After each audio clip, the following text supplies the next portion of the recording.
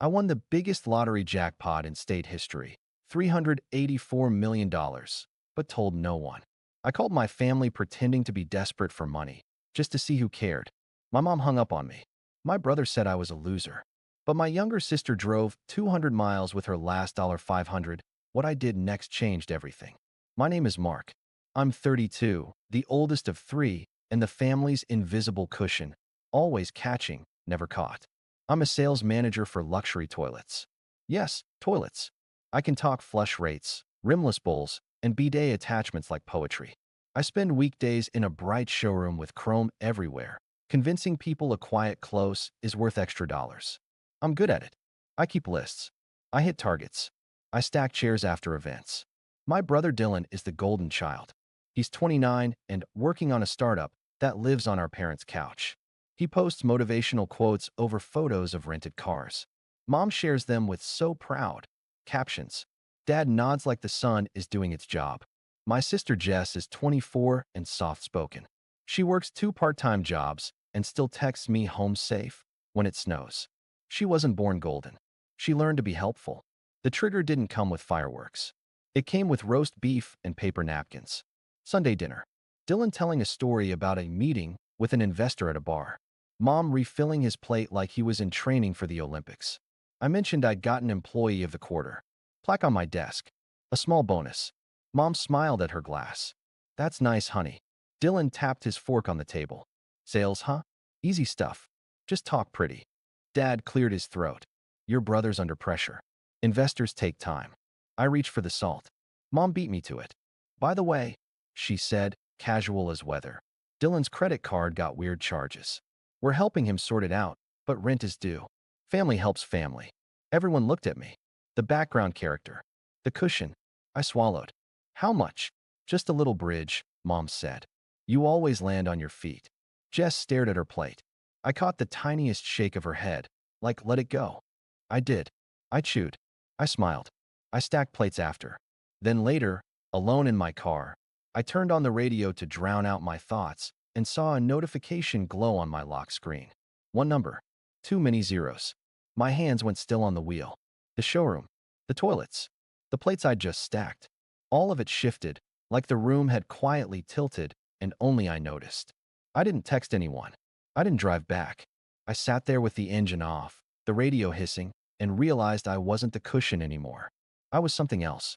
And I needed to know who cared when I had nothing at all. 2 nights earlier, after a long day of demonstrating soft-close lids to a couple arguing about grout, I stopped at a gas station. The clerk had a stack of lottery slips by the register. Big rollover, he said, bored. I don't buy tickets. I sell toilets, not dreams. But I had 3 crumpled singles and a brain that wanted something dumb. Quick pick, I said. I tucked the ticket into the back of my wallet behind a laminated sheet of part numbers and finish codes. Saturday night. I was in bed scrolling past videos of people unboxing kitchen faucets when the results posted. I read them once. Twice. I got up. I turned on the light.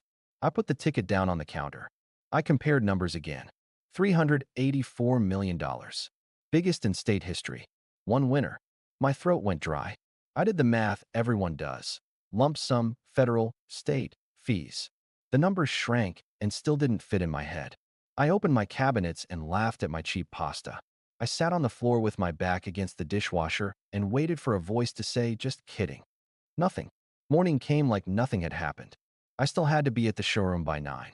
I still had a training on a new line of rimless bowls with antimicrobial glaze. I still had a mom who would ask if I could help Dylan with a tiny thing. That afternoon, an elderly couple came in asking about ADA heights.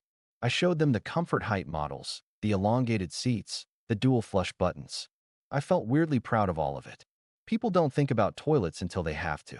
Then they need someone calm who knows the difference between 1.28 GPF and 0.8 on eco. I'm that guy? I guide. I don't push. I also don't say no. Not at work. Not at home. I kept thinking about a list I once made of money I'd given Dylan since college. $200 until Friday. $900 for gear. He returned the next day in a different color because he'd sold the original. $3,100 for a bridge that became a bridge to another bridge. He paid back $80 once, then told everyone he covered my rent. Mom repeated it at Thanksgiving like a fun fact. With Jess, it was different. She never asked for cash without a receipt. My car battery died, she'd say, eyes down, offering a screenshot of the invoice before I even answered. I'll pay you back in 3 parts. She would. Sometimes she'd tuck an extra $5 into my pocket with a note. Coffee. Our parents didn't see the difference. Or they pretended not to, because seeing it meant doing something. That night after the numbers, I didn't sleep. I fell into a rabbit hole of articles about lottery winners who became ghosts, saints, or headlines. I read about trusts, lawyers, accountants. I read about how in our state, you could stay anonymous if you used the right structures. I wrote down terms like blind trust, revocable, tax efficient. I made an appointment under a boring alias. The name on the ticket was mine, but the person who claimed it didn't have to be. Sunday dinner happened. The Golden Child story played. The cushion performed. The trigger landed.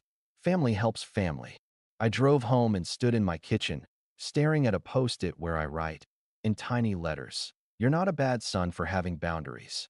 Jess gave it to me last winter after I told her I felt guilty for wanting peace. I decided I needed proof. Not of who loved me. Love is cheap in words and expensive in actions, but of who would pick up when it cost them something. The plan formed with the same bland practicality I used to schedule deliveries. It felt cold. It also felt like the only way to cut through the noise. I wasn't out to humiliate anyone. I wanted to stop arguing with a feeling and get an answer. First, I had to lock down the basics. Monday morning, I called a lawyer from behind a stack of brochures. We met in a small office with 2 bright lights and a fern that needed water. She listened, then said, "Anonymity is doable here. We'll build a trust to claim. We'll build a second trust for giving. We'll put all asks through a process, not people. But the hardest part won't be the paperwork." "What's the hardest part?" I asked. "Saying no and wearing it," she said. "People will call you selfish. They will say you owe them your life. Decide now what you believe." I believed I was tired of paying admission to be in my own family.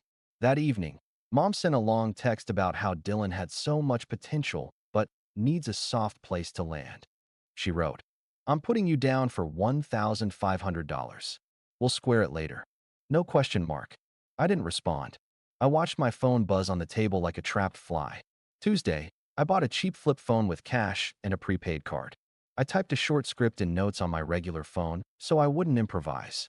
I would call each of them from the flip phone. I would say the same thing. I would ask for the same small thing. Not a wire, not a plan, just $60 to get through 2 days. A number small enough to be about care, not investment. If they said yes, I'd accept, and then I'd return it with interest and an apology. If they said no, I'd accept that too. No scenes, no lectures, just data. Wednesday night, after closing, I sat on a plastic chair in the warehouse, next to pallets of boxed toilets labeled fragile. It made me laugh. Everything was fragile. I breathed in the clean cardboard smell, opened the flip phone, and scrolled to new contact. I started with Mom, then Dylan, then Jess. I watched the second hand on my watch jump from line to line like a metronome. I promised myself I wouldn't change the question mid-call to make it easier on them. I promised myself I'd listen. Call 1, Mom. "Hello." She sounded hurried and annoyed, like I'd interrupted her schedule. "Mom, it's me. Sorry for the number. My phone died. I swallowed. I'm in a bind. I need a small favor. Just $60 to get through to Friday." Silence. Then a sharp exhale. "Mark, if you'd budget like Dylan used to." "Mom, I haven't eaten today. I'll pay you back Friday." "You're being dramatic." Her voice went cool. "I'm on my way to get my nails done. I can't enable bad habits. Call your brother. He's always had a head for money." "Please," I said, hating how it sounded. "You're 32, she said. "Take responsibility." Click. I stared at the gray cinder block wall until the dial tone faded. "Call 2, Dylan." He answered on speaker. Music thumped. "Brew." "Dylan, it's me. Quick one. I need $60 for 2 days. I'll give you $80 back Friday." He laughed like I'd told a joke. "You? Mr. Toilets?" "Dude, hustle. Do a side gig. Sell some seat warmers." "I'm asking you." "Bad vibes," he said. "Besides, I'm leveraged right now. Everything's tied up in a deal. Also, wouldn't want to create dependency, you know? People gotta stand on their own too." His voice dropped. "You always look down on me for asking." Tables turn. "I didn't look down on you," I said. I fed you. Grammar police, he said. Loser. Click. The word landed in the same place it always did. 17, cafeteria, borrow me your lunch money. And me nodding because saying no felt like a fire alarm. Call 3, Jess. She picked up on the second ring. Hey, are you okay? Where are you? This isn't your number. I'm okay. I mean, no. I'm at a motel near the interstate. Long story. I need $60 until Friday. I'll pay you back the second it hits. If you can't, I get it. I have $520 in my account, she said, like reading a checklist. I'll bring cash. Text me the address. Jess, it's 200 miles. I'm leaving now, she said. Eat something if you can. Drink water. Keep the door locked. I'll stop for gas and be there by midnight. You don't have to. I know, she said. I want to. The line went quiet. I put the phone down and let my head hit the wall. The warehouse hum filled the space like a soft anthem. 3.5 hours later, 3 knocks on a cheap motel door. Our old code. I opened it to Jess with wind-tangled hair, red eyes, hoodie pulled tight. She pressed an envelope into my palm. There's $500. I'll be okay. I brought granola bars. You're eating one now. I sat on the edge of the bed and told her the truth, not the number. I'm not broke, I said. I asked to see who would show up. Mom hung up. Dylan laughed. You drove. She sank onto the bed beside me. I figured, she said. I'm not surprised. I'm just sad. I'm sorry I tested you. She shook her head. You didn't test me. You gave me a chance to be who I say I am. We sat in silence, the air conditioner rattling, a train far off. My chest stopped burning. This isn't about revenge, I said finally. This is about closure. What does closure look like? She asked. Cash back tomorrow, I said. Then lawyers. Then rules. Rules like what? Like we stop paying to be loved? I said. Like no means no. Not convince me. At 9 a.m., we met at the bank. I returned her $500 plus gas, plus extra for a proper breakfast. She tried to push it back. I closed her fingers over the envelope. Non-refundable, I said. She cried in that tiny, quiet way people cry when they're more used to swallowing it. At 11:30, we sat in my lawyer's office again. I told Jess what we were building. A trust to claim the prize, a firewall between me and the circus, a second fund for scholarships and emergencies. Real ones, with clear criteria so decisions weren't about who shouted loudest. The lawyer ran through the plan. Anonymity is possible here, she said. All requests go through my office.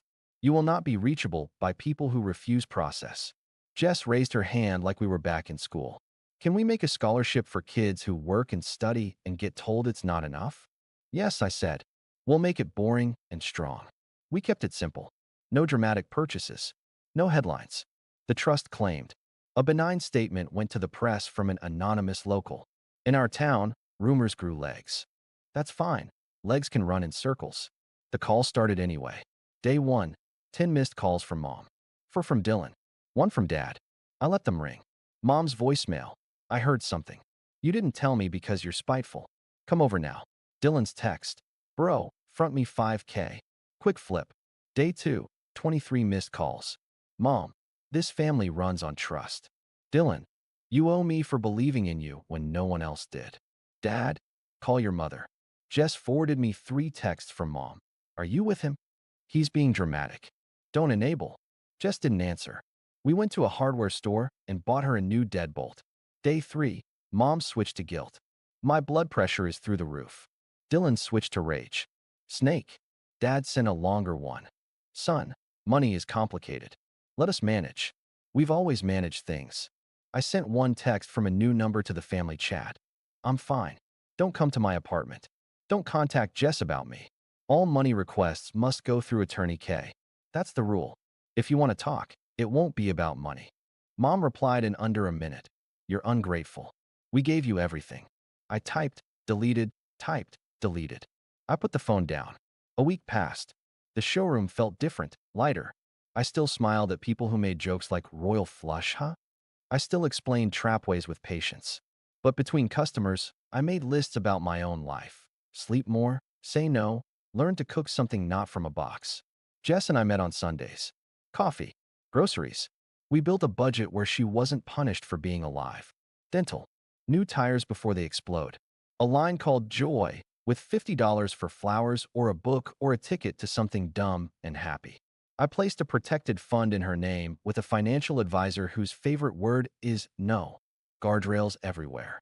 Not because I don't trust Jess, but because I trust the world to take advantage. Meanwhile, the family machine spun. Aunt texts, "Your mom is heartbroken." Cousin DMs, "Dylan says you iced him out." A neighbor, "Is it true?"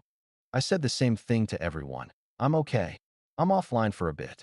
2 weeks in, Mom showed up at my building with a casserole, like we were in a sitcom where carbs cure boundaries.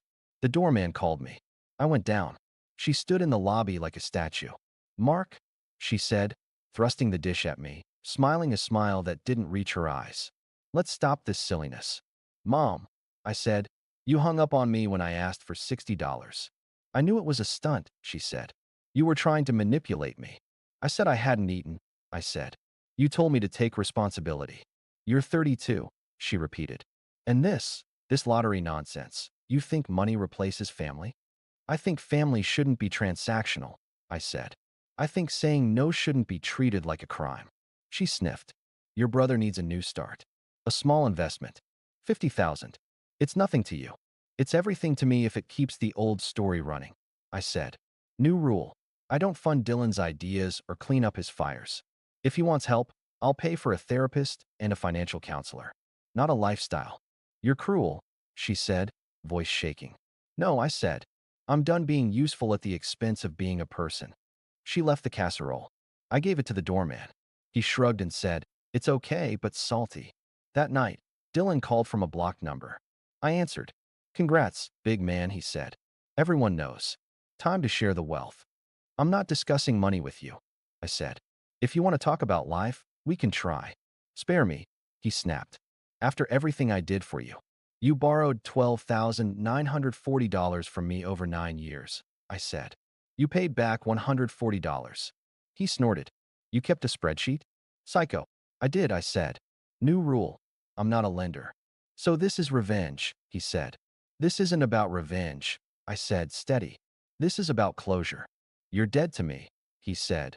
Then, 2 seconds later, texted, "Okay, but serious. 20K right now, and I'll never ask again." I blocked the number. Days got quiet. And good. I learned to make eggs that didn't taste like sadness. I started running in the mornings before the showroom opened. I slept. I answered emails from the scholarship admin we hired.